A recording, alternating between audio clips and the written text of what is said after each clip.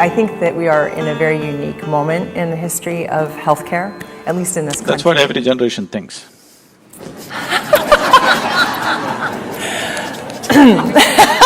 Well, let me give you some data points, maybe I can convince you.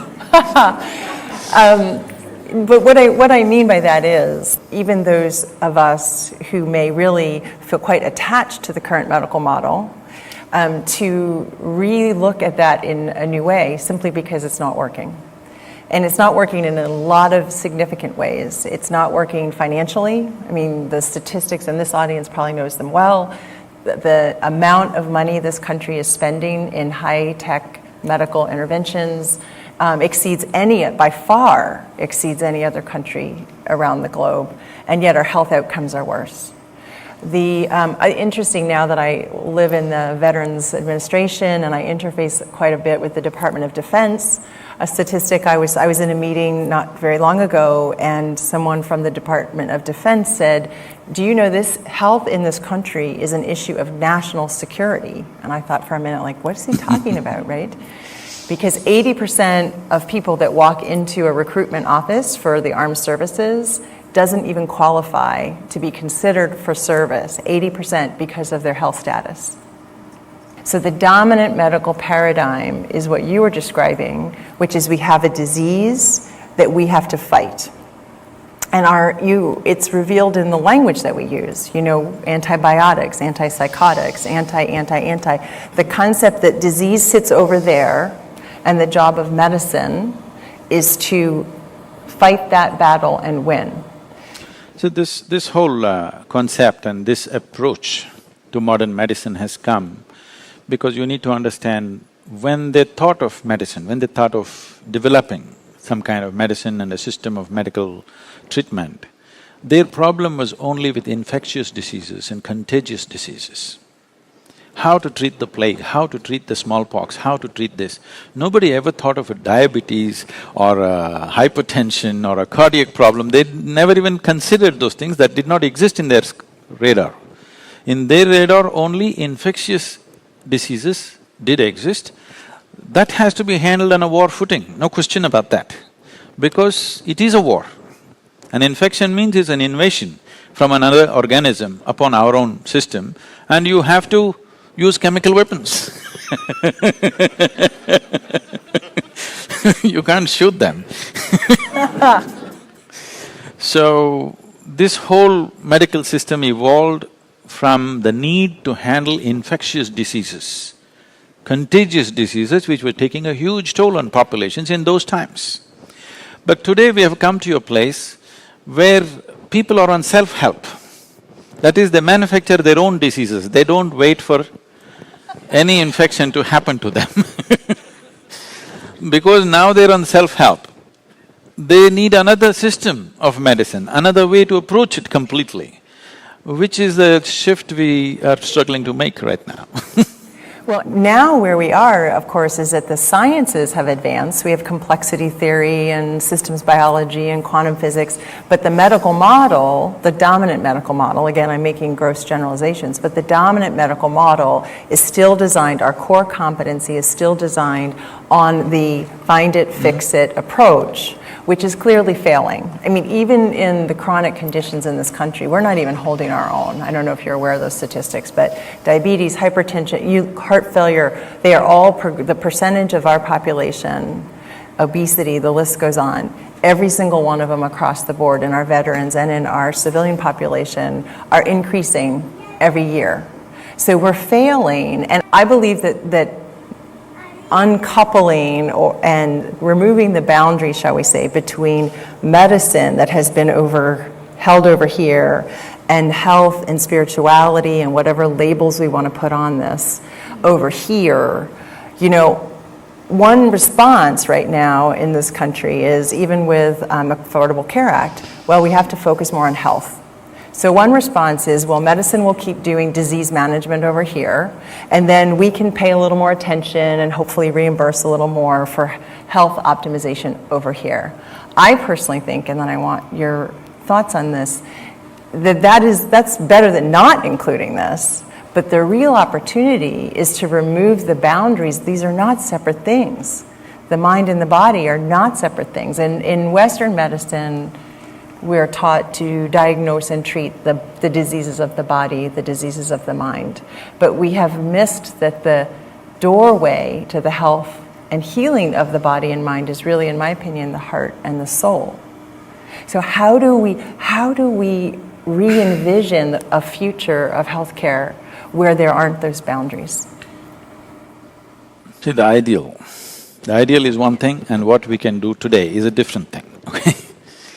The ideal would be that we look at human well-being, not human health. If you consider human well-being as a composite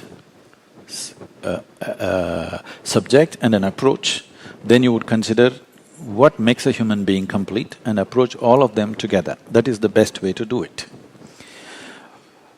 But today what can we do, if that's a question? We can only talk about, somewhere having a little… We can't marry them yet, we can only have a date. I kind of like to jump right in. The situation is not ready to simply get them together, no, because a lot more work has to be done, it's not going to happen in a short span of time. But we can start interfacing here and there. It is possible that hospitals can have a meditation center going within them, and it is possible meditation centers already generally have, but we can make sure that there's a little bit of health center out there. We can start having a little bit of a skirmish right now. Right now they're not ready for total union because in both the sides, there are too many opinions about each other. Largely, people are not looking at the whole health as such. They are trying to impart what they have studied or what they have grasped. It doesn't matter whether it addresses the whole humanity or the whole human being or not. So, that attitudinal change is not going to happen just like that. Till a day comes when medical education includes all these things, which may make it even longer than the way it is right now. And I would like to see a day when doctors, before they touch another patient, first fix themselves internally before they touch somebody else, because this is all important. When I say this is all important, for example, we were talking about Bhuta Shuddhi or handling the elements. Today, sufficient research has gone into, particularly into water, scientific research. And what these scientists are saying is, water has memory. If you give it a thought, it remembers. If you give it an emotion, it remembers. If you give it a touch, it remembers. So, if elements have that kind of memory outside, you can change the quality of water just by touching it or with a thought or an emotion or a hand. There's a beautiful experiment conducted by a 12-year-old girl and a 10-year-old boy in India. What they did was, they read about this somewhere on the internet and they came home and they set up 2 glass pots of water. One room, same water in 2 glass pots. One room they go and express very loving emotions, they touch it, they kiss it, they hug it every day for 10 minutes. Another room they go and abuse it and do express all kinds of negativity. Their mother was very concerned, I can't believe they have so much negative emotion in them. They're expressing it to the water. In 10 days' time, this water for which they were abusing and expressing negative emotion, it turned dark. The other water remained just like that. They posted it on the YouTube, you must see it. So, this is something we have always known. In India, in part of our life, nobody in traditional Indian home ever drinks water from a tap. It doesn't matter whether it's potable or not potable. Even if it's said potable, it is not. What we do is we take a copper vessel or see here they put otherwise always next to me there's a copper vessel or a brass vessel, and they will take it, they'll wash it with turmeric and tamarind and everything in the night, put water in it, they will apply what is considered sacred symbols on it, they worship this, and then only tomorrow morning it is given to your family. Because water has memory. They're saying if the water is pumped through the pipe, if pumped through the pipe and it's taking 50 bends by the time it comes to your house, by the time it comes to your house, 60% of it, the molecular change in it is such that it is literally turned into poison. But if you take it in your glass and hold it for about 20 minutes, it will undo itself. But just the forceful pumping, not contamination, just the forceful pumping is making the water in molecular structure in such a way that it's harmful to human health. So if you're doing that to the water, if you're treating this with all kinds of emotions and negativities and, all kinds of abuse to yourself and to others, the water here also behaves the same way. This is not new. Always every human being who lived on this planet with a certain connection with nature around him always knew this. So one of the things that we can do, particularly for people who are going to war and coming back, whatever, war is the most extreme situation that human beings can create by themselves. For other things, you need nature's help,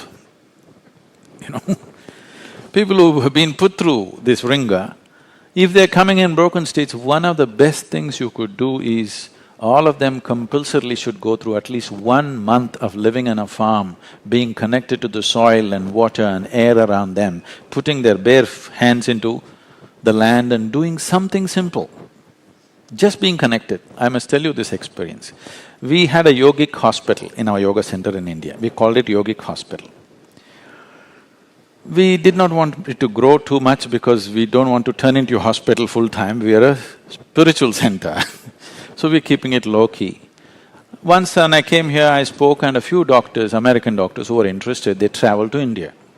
They came and stayed there for 3 days and after 3 days, one of the volunteers came and told me all the American doctors are up in arms, they want to leave.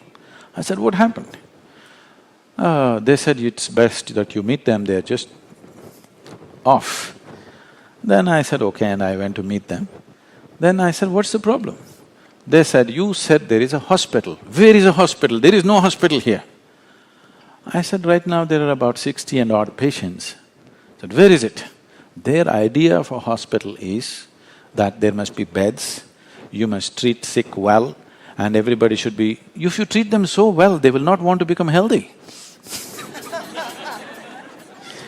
Where are the patients? I said, they're all in the garden, I put them to work. We give them the treatment and therapies and medication, but rest of the time I put them to work. Whatever they can do, they must do. Above all, they must sit and work barefoot and bare hands with the soil. Just being in touch with the planet, because you're just a drop of this planet, you're forgetting that. What you call as my body is just a piece of the planet, isn't it? If you lose connection with the source, will you not get disorganized? There are specific scientific ways of doing that. If you cannot do any of those things, at least just let them walk in a farm barefoot, work, do something, you will see at least 60–70% of them will just come out of their problems, just like that, just being in touch with this.